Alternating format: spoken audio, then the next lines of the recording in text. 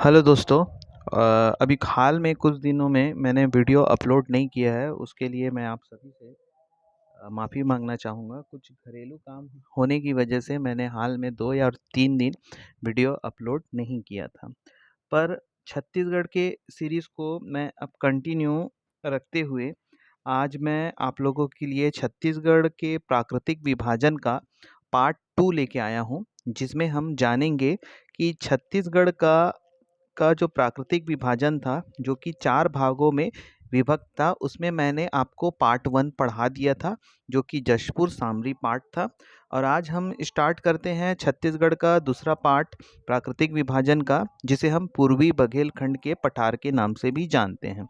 इस पूर्वी बघेलखंड के पठार को हम एक और नाम से जानते हैं, जिसे हम सरगुजा क्या कहते हैं, बेसिन कहते हैं। तो याद रखिएगा कि पूर्वी बघेलखंड का पठार, जिसे एक अन्य नाम से भी जाना जाता है, और वो अन्य नाम है आपका सरगुजा बेसिन। अब बात करते हैं, ये जो पूर्वी बघेलखंड का पठार है, ये हमारे छत्तीसगढ़ राज्य के कौन से भाग पर स्थित है। तो पूर्वी बघेलखंड का जो पठार है, वो छत्तीसगढ़ के उत्तरी भाग पर स्थित है। याद रखिएगा कि जो पूर्वी बघेलखंड का पठार है, ये छत्तीसगढ़ राज्य के उत्तरी भाग में स्थित है। और ये जो पूर्वी बघेलखंड का जो पठार है, वो मध्य प्रदेश में स्थित बघेलखंड का जो पठार है, उसका ये पूर्वी भाग है। तो यहाँ से एक क्वेश्चन बनता है कि जो पूर्वी बघेलखंड का पठार है, यह यह किसका भाग है। तो पूर्वी बघेलखंड का जो पठार है, वो बघेलखंड के पठार का पूर्वी भाग है, जिसे हम छत्तीसगढ़ में पूर्वी बघेलखंड के पठार के नाम से भी जानते हैं। अब बात करते हैं इसके स्थिति और विस्तार के। तो यहाँ पर जो पूर्वी बघेलखंड का जो क्षेत्रफल है, वो छत्तीसगढ़ के कुल क्षेत्रफल का उसका 21,863 वर्ग किलोमीटर का हिस्सा जो है, वो पूर्वी बघेलखंड पठार के अंतर्गत आता है, जो कि प्रतिशत के हिसाब से 16.16% है। अब बात करते हैं कि ये जो पूर्वी बघेलखंड का जो पठार है, वो छत्तीसगढ़ के किस किस जिले में स्थित है। तो आपको यहाँ से एक चीज़ याद रखना है कि जो पूर्वी बघेलखंड का जो पठार है, उसमें आपका संपूर्ण कोरिया जिला आएगा। दूसरा जिले के रूप में संपूर्ण आपका सूरजपुर जिला आएगा। तीसरे जिले के रूप में आपका बलरामपुर जिला आएगा। उसमें भी आपको बलरामपुर जिले के अंतर्गत जो आपका कुसमी तहसील है, उसको छोड़ देना है। उसके बाद बात करते हैं चौथा जिला। चौथा जिला आपका सरगुजा जिला है। इस सरगुजा जिले के अंतर्गत मैनपाट तहसील को आपको छोड़ देना है, क्योंकि मैनपाट जो तहसील है, वो जसपुर सामरी पाट के अंतर्गत आता है। अब यहाँ के धरातलीय संरचना का बात करते हैं। यहाँ की धरातलीय संरचना किस प्रकार से है। तो जो पूर्वी बघेलखंड का जो पठार है, उसका समुद्र तल से जो ऊंचाई है, वो 400 से 600 मीटर के बीच है। मतलब समुद्र का जो तल होता है, वहाँ से जो उसकी ऊंचाई है इस क्षेत्र की, वो 400 से 600 मीटर के बीच है। अब यहाँ जानते हैं कि यहाँ का जो ढाल है, वो किस तरीके से है। पूर्वी बघेलखंड का जो पठार का जो ढाल है, वो किस तरीके से है। तो पूर्वी बघेलखंड के पठार का जो ढाल है, ये आपका उत्तर दिशा की तरफ है। यही कारण है कि इस क्षेत्र से जो अधिकांश नदियाँ निकलती है, वो सोन नदी के माध्यम से गंगा नदी में जाके मिल जाती है। तो यहाँ पर आपको याद रखना है कि जो पूर्वी बघेलखंड का जो पठार है, उसका जो ढाल है, वो उत्तर दिशा की तरफ है। यही कारण इस क्षेत्र की जो प्रमुख नदियां हैं, अधिकांश जो ज़्यादातर जो नदियां हैं, जैसे आपका रिहंद हो गया, जैसे आपका बनास हो गया, और जैसे आपका गोपंत हो गया, ये सभी नदियां सोन नदी के माध्यम से गंगा नदी में जाके मिल जाती है। तो इस क्षेत्र में जो अपवाह तंत्र है, वो आपका सोन गंगा नदी अपवाह तंत्र कहलाता है। अब बात करें कि पूर्वी बघेलखंड का जो भूगर्भिक संरचना है, वो किस किस प्रकार की है। तो आपको याद रखना पड़ेगा इसमें कि जो भूगर्भिक संरचना है पूर्वी बघेलखंड का, वो ज़्यादातर गोंडवाना सैलोस का यहाँ पर अत्यधिक विस्तार है, जिसकी वजह से यहाँ पर कोयले की प्रधानता है। तो गोंडवाना सेल समूह जहाँ कहीं भी किसी क्षेत्र में उपस्थित होगा या उसके मिलने की संभावना होगी, ऐसा क्षेत्र हमेशा कोयले से विद्यमान क्षेत्र होगा। अब बात करें वहाँ पर मृदा, कृषि और वन की, तो पूर्वी बघेलखंड का जो पठार है, वहाँ पर मृदा की अगर बात करें तो वहाँ उस क्षेत्र में ज़्यादातर लाल पीली मिट्टी पाई जाती है। और कृषि के उद्देश्य से अगर बात करें तो ऐसी मिट्टी पर धान और मक्का इसका फसल आसानी से उपजाऊ उपजाऊ किया जा सकता है। इसी प्रकार अगर वहाँ के मैं वन क्षेत्र का बात करूँ तो उस पूर्वी बघेलखंड के जो पठार है, उस क्षेत्र पर हमेशा आपको याद रखना है कि वो वाला जो क्षेत्र है पठारी क्षेत्र है, तो वहाँ पर वनों की अधिकता और कमी दोनों को देखने को मिलेगी। लेकिन वो जो क्षेत्र है पूर्वी बघेलखंड का, पठार का, वहाँ पर आपको याद रखना है कि मुख्यतः साल वन के वृक्ष काफ़ी अधिक मात्रा में पाए जाते हैं। वैसे छत्तीसगढ़ में अगर बात करें कि साल वनों के जो वृक्ष है वो सबसे ज़्यादा कहाँ पाए जाते हैं, जो बस्तर वाला आपका दंडकारण्य क्षेत्र है, वहाँ पर साल वन अत्यधिक मात्रा में पाए जाते हैं। लेकिन ये आपका पूर्वी बघेलखंड का जो पठार है, इस क्षेत्र में भी आपके साल वन उपस्थित हैं या वहाँ पर पाए जाते हैं। अब वहाँ पर अपवाह तंत्र की बात करें तो मैंने अभी आपको थोड़ी देर पहले बताया कि यहाँ पर जितनी भी नदियाँ हैं, वो नदियाँ सोन नदी के माध्यम से गंगा नदी में मिल जाती है। तो यह प्राकृतिक प्रदेश सोन गंगा अपवाह तंत्र का हिस्सा है।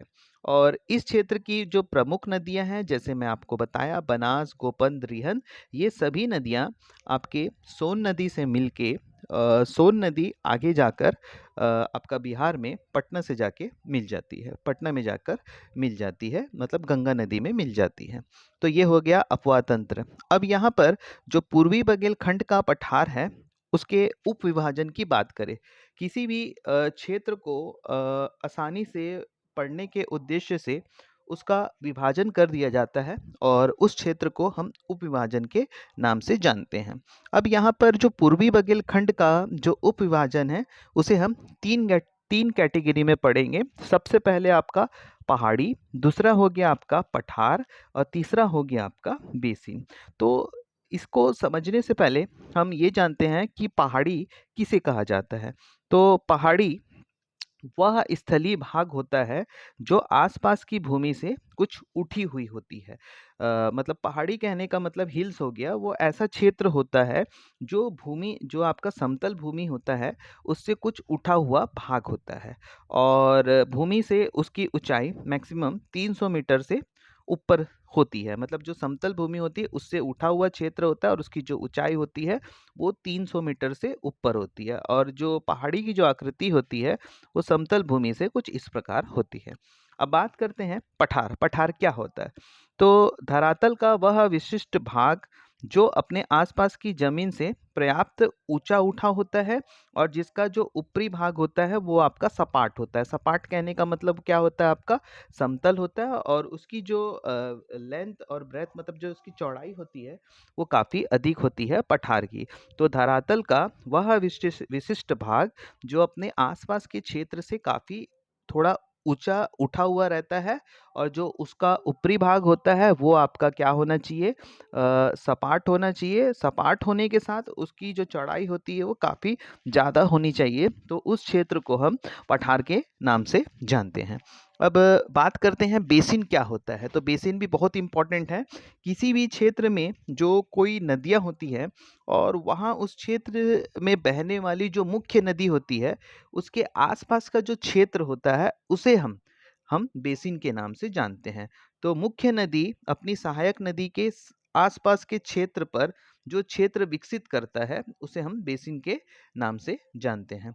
अब छत्तीसगढ़ के पूर्वी बघेलखंड के पठार का उप विभाजन पढ़ने से पहले सबसे पहले हम जानेंगे चांग भकार देवगढ़ की पहाड़ी।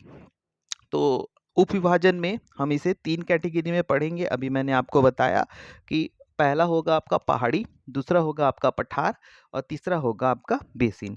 तो सबसे पहले हम जानेंगे चांग भकार देवगढ़ की पहाड़ी। अब चांग भकार की जो पहाड़ी है उसका अगर मैं विस्तार का बात करूं तो इसका जो विस्तार है वो मुख्यतः 3 जिले में है। वो 3 जिले में पहला आपका मनेंद्रगढ़, चिरमिरी, भरतपुर, ये तीनों को मिलाकर एक जिला, वर्तमान में ये नया जिला है। और दूसरा है आपका कोरिया और तीसरा है आपका सूरजपुर। तो चांग भकार देवघर की पहाड़ी का अगर मैं विस्तार का बात करूं तो यह मुख्यतः 3 जिले में उपस्थित है, जैसे आपका सूरजपुर, कोरिया, मनेंद्रगढ़, चिरमिरी, भरतपुर। चांग भकार देवघर की पहाड़ी की जो सबसे ऊंची चोटी की बात करें तो इस क्षेत्र मतलब पूर्वी बघेलखंड की पठार की जो सबसे ऊंची चोटी है वो है आपका देवगढ़। और ये जो देवगढ़ है ये चांग भकार देवगढ़ की पहाड़ी के अंतर्गत आता है, जिसकी सबसे ऊंची चोटी है आपका देवगढ़ और इसकी जो ऊंचाई है भूतल से वो आपका 1033 मीटर है। और यह पूर्वी बघेलखंड के पठार का सबसे ऊंचा भाग है। ये जो चांग बकार देवघर की पहाड़ी है ये कोयले से परिपूर्ण है, काफी अधिक मात्रा में यहाँ पर कोयले आपको प्राप्त होंगे। और देवगढ़ की पहाड़ी का जो उत्तरी हिस्सा है वो बहुत अधिक आपका वर्षा वाला क्षेत्र है। तो चांग भकार देवघर की पहाड़ी में सबसे पहले आपको अपने माइंड में सेट करना है कि इसका विस्तार किस किस जिले में है। तो मुख्यतः 3 जिले में मनेंद्रगढ़, चिरमिरी, भरतपुर, ये तीनों तहसील को मिलाकर एक जिला बनाया गया है। इसके अलावा कोरिया और सूरजपुर, इस क्षेत्र की जो सबसे ऊंची चोटी है वो आपका देवगढ़ है, जिसकी ऊंचाई आपका 1033 मीटर है। ये पूर्वी बघेलखंड की पठार की भी सबसे ऊंची चोटी है। दूसरी बात यह है कि ये इस क्षेत्र पर कोयले की प्रधानता है। और चांग बकार देवघर की पहाड़ी का जो उत्तरी हिस्सा है वो बहुत अधिक वर्षा वाला क्षेत्र है। तो चांग बकार देवघर की पहाड़ी में आपको इतना ही पढ़ना है। अब बात करते हैं दूसरा हिस्सा इसका, कैमूर पहाड़ी। इसके विस्तार का बात करें तो इसका विस्तार मुख्यतः 2 जिलों में है। पहला जिला है आपका मनेंद्रगढ़, चिरमिरी, भरतपुर और दूसरा है आपका कोरिया। कैमूर की पहाड़ी में यहाँ से छत्तीसगढ़ की काफी मुख्य नदी, जिसका नाम है आपका हसदेव नदी, जिस पर आपके कोरबा में एक बांगो डैम करके बनाया गया है, वो हम नदी वाले सेक्शन में पढ़ेंगे। तो आपको कैमूर की पहाड़ी में आपको याद रखना है कि अगर इसके विस्तार का बात करूं तो इसका विस्तार मुख्यतः 2 जिले में है, एक आपका कोरिया, दूसरा आपका मनेंद्रगढ़, चिरमिरी, भरतपुर। और कैमूर की पहाड़ी में आपको याद रखना है कि यहाँ से हसदेव नदी का उद्गम हुआ है। अब बात करते हैं अब बात करते हैं और ये जो अभी हम लोग कैमूर की पहाड़ी पढ़े, ये विंध्याचल पर्वत श्रेणी का भी एक तरीके का भाग है। मतलब मध्य प्रदेश में तो विंध्याचल पर्वत श्रेणी है, ये उसी का भाग है। अब बात करें तीसरे पहाड़ी के बारे में, जिसका नाम है मांझटोली की पहाड़ी। इसका विस्तार का बात करें तो मुख्यतः जो इसका विस्तार है वो आपका जिले की अकॉर्डिंग अगर मैं बात करूं तो मनेंद्रगढ़, चिरमिरी, भरतपुर, और उसका जो मुख्य जो विस्तार है वो आपका भरतपुर तहसील के अंतर्गत है। इस क्षेत्र से भी छत्तीसगढ़ में बहने वाली एक नदी जिसका नाम है बनास नदी। इस बनास नदी का जो उद्गम है वो मांझटोली की पहाड़ी से हुआ है। और मांझटोली की जो पहाड़ी है वो मनेंद्रगढ़, चिरमिरी, भरतपुर के अंतर्गत आता है। और इसमें जो मुख्य क्षेत्र का बात करूं तो ये भरतपुर तहसील के अंतर्गत आता है। चौथा है आपका सोनहट का पठार। ये जो सोनहट का पठार है ये इसका जो विस्तार है ये आपका कोरिया जिला पर है। और ये जो सोनहट का जो पठार है यहाँ से भी एक नदी का उद्गम हुआ है, जिसका नाम है आपका गोपद नदी। अब बात करें 5वें नंबर, जिसे सीता लेखनी की पहाड़ी के नाम से भी जानते हैं। और इसका जो विस्तार है वो आपका सूरजपुर जिले में है। और मान्यता है कि इस स्थान पर लक्ष्मण जी ने माता सीता को अक्षर का ज्ञान कराया था। ऐसे प्राचीन सभ्यता में ये बात फैला हुआ है कि इस स्थान पर लक्ष्मण जी ने माता सीता को अक्षर का ज्ञान करवाया था। इस क्षेत्र में एक मंदिर है जिसे हम कुदरगढ़ी मंदिर के नाम से भी जानते हैं। सीता लेखनी की पहाड़ी पर एक माता रानी का मंदिर है जिसे हम कुदरगढ़ी मंदिर के नाम से भी जानते हैं। अब 6वें नंबर में बात करें हम रामगढ़ की पहाड़ी, इसका जो आपका विस्तार है वो मुख्यतः आपका सरगुजा जिले पर है और ये आपका सतपुड़ा पर्वत का एक भाग है आपका रामगढ़ की पहाड़ी। और इस क्षेत्र में काफ़ी आपको अधिक मात्रा में गुफा देखने को मिलेंगे पूर्वी बुंदेलखंड के पठार में, जिसे में प्रमुख गुफा है आपका सीता बेगरा की गुफा, दूसरा आपका जोगीमारा की गुफा, तीसरा आपका लक्ष्मण बेगरा की गुफा, चौथा आपका हाथीपोल गुफा और पांचवा है आपका वशिष्ठ गुफा। और भी मात्रा में यहाँ पर गुफा मतलब पाए जाते हैं, लेकिन मेरे हिसाब से ये जो है ये 5 गुफा ये काफ़ी इम्पोर्टेंट है, जिसमें पहला आपका सीता बेगरा की गुफा, जोगीमारा की गुफा, लक्ष्मण बेगरा की गुफा, हाथीपोल गुफा और आपका वशिष्ठ गुफा। जिसमें पहला है आपका सीता बेगरा की गुफा। तो सीता बेगरा की गुफा आपको याद रखना है कि पूरे विश्व की प्राचीनतम नाट्यशाला यहाँ पर उपस्थित है या यहाँ पर देखी गई है। और ये जो सीता बेगरा की गुफा है इसे सरगुजा का अजंता भी कहा जाता है, मतलब ये सरगुजा क्षेत्र में है। और सीता बेगरा की गुफा जो है इसमें विश्व की प्राचीनतम नाट्यशाला, ये बहुत इंपॉर्टेंट है और इसे सरगुजा की अजंता भी कहा जाता है। अब बात करें दूसरी गुफा के बारे में, जोगीमारा की गुफा। इसे वरुण मंदिर के नाम से भी जाना जाता है। ये जोगीमारा की जो गुफा है इसे हम वरुण मंदिर के नाम से भी जानते हैं। मौर्य शासक जो अशोक के अभिलेख हैं यहाँ पर हमें प्राप्त हुए हैं इस जोगीमारा की गुफा में। यहाँ पर एक चीज विख्यात है, काफी प्रसिद्ध है। काशी के कलाकार थे एक देवदत्त और साथ में एक देवदासी थी सुतनुका की प्रेम कथा का वर्णन यहाँ जोगीमारा की गुफा की दीवारों पर अंकित है। तो जोगीमारा की गुफा प्रेम गाथा के लिए भी काफी प्रसिद्ध है, जहाँ पर काशी के कलाकार देवदत्त और जो देवदासी थी सुतनक्का, उनकी प्रेम गाथा का वर्णन वहाँ की दीवारों पर अंकित है। अब बात करें रामगढ़ की पहाड़ी, तो रामगढ़ की पहाड़ी भी काफ़ी प्रसिद्ध है, क्योंकि यहाँ पर महाकवि कालिदास ने अपनी मेघदूत की रचना रामगढ़ की पहाड़ी में की थी। तो रामगढ़ की पहाड़ी इसलिए प्रसिद्ध है क्योंकि महाकवि कालिदास ने अपनी मेघदूतम की रचना रामगढ़ की पहाड़ी में की थी। और मेघदूत का छत्तीसगढ़ी में जो अनुवाद है वो पंडित मुकुटधर पांडे ने किया था। तो ये काफ़ी इम्पोर्टेंट है और ये एग्जाम में पूछ भी सकता है कि मेघदूत का छत्तीसगढ़ में अनुवाद किसने किया था। तो मेघदूतम का छत्तीसगढ़ी में जो अनुवाद है वो पंडित मुकुटधर पांडे जी ने किया था। अब बात करें हम बेसिन का, तो यहाँ पर मुख्यतः 4 बेसिन काफ़ी प्रसिद्ध हैं, जैसे आपका रिहंद बेसिन, दूसरा है आपका कन्हार बेसिन, तीसरा है आपका सरगुजा बेसिन और चौथा है आपका हसदेव रामपुर बेसिन। जिसमें हम जानेंगे सबसे पहले रिहंद बेसिन के बारे में। तो जो रिहंद बेसिन है इसका जो अगर मैं स्थिति का बात करूं तो ये राज्य के उत्तरी भाग में आता है और इसका जो विस्तार है वो बलरामपुर जिले में आपका वाड्रप नगर तहसील में है। रिहंद बेसिन का निर्माण रिहंद तथा उसकी सहायक नदी द्वारा हुआ है। जैसे यहाँ पर जितनी भी है बेसिन वाला जो अभी मैं आपको बताया, बेसिन हमेशा याद रखिएगा मुख्य नदी और उसकी सहायक नदी वाला जो क्षेत्र होता है उसी के द्वारा आपका बेसिन का निर्माण होता है। तो रिहंद बेसिन का जो निर्माण है वो रिहंद और उसकी सहायक नदी द्वारा हुआ है। रिहंद बेसिन में रिहंद नदी का उद्गम जो है सरगुजा के छुरी मतीरंगा पहाड़ी से हुआ है। तो रिहंद नदी का जो उद्गम है सरगुजा के आपका छुरी मतीरंगा पहाड़ी से हुआ है।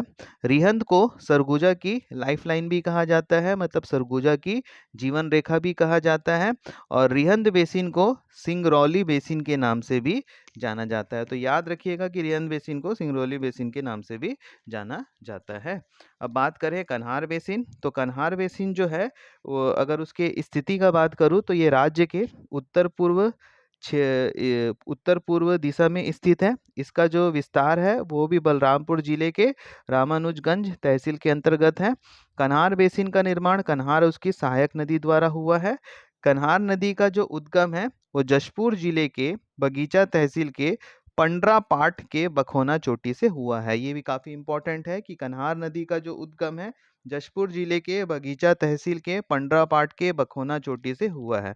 तो कन्हार नदी का उद्गम जशपुर जिला, तहसील का बात करें बगीचा तहसील, वहाँ पर एक क्षेत्र है पंडरा पाट, और पंडरा पाट का जो ऊपरी क्षेत्र है वहाँ पर एक चोटी है जिसे वखोना चोटी के नाम से जानते हैं। इस क्षेत्र से कन्हार नदी का उद्गम हुआ है। अब बात करें सरगुजा बेसिन। सरगुजा बेसिन का जो विस्तार है वो मुख्यतः सरगुजा जिले में है, और सरगुजा बेसिन गोंडवाना सेल समूह के लिए प्रसिद्ध है। और जहाँ पर भी मैं आपको बताया हूँ गोंडवाना सेल समूह पाया जाएगा, वहाँ पर आपको कोयले की प्रधानता देखने को मिलेगी। अब बात करें चौथा हसदेव रामपुर बेसिन, तो हसदेव रामपुर बेसिन का जो विस्तार है वो आपका मनेन्द्रगढ़, चिरमिरी, भरतपुर, गोरेला, पेंड्रा, मरवाही और कोरबा का कुछ कुछ हिस्सा आपका हसदेव रामपुर बेसिन के अंतर्गत आता है। और इस क्षेत्र की प्रधानता ये है कि यह कोयले के लिए प्रसिद्ध है। आशा करता हूँ आपको ये मेरा जो दूसरा पार्ट है छत्तीसगढ़ का, जो कि पूर्वी बघेलखंड का पठार है, आपको पसंद आया होगा। और प्लीज़ ये वीडियो को अच्छे से देखिएगा, क्योंकि अभी एग्ज़ाम जो होने वाले हैं, हाल में जो भी एग्ज़ाम होने वाले हैं उसमें छत्तीसगढ़ से काफ़ी क्वेश्चन आएंगे। और ये मेरे हिसाब से मैं जितना इसमें मैं नोट्स बनाया हूँ वो इनफ है। और प्लीज़ अगर मेरा वीडियो आप लोग को पसंद आया हो तो प्लीज़ लाइक शेयर ज़रूर करिएगा, और इसे अधिक से अधिक आप शेयर करिए। अब कल के क्लास में हम या तो कल मैथ्स का वीडियो अपलोड किया जाएगा, या तो आपका भूगोल, या तो साइंस का। थैंक यू, धन्यवाद।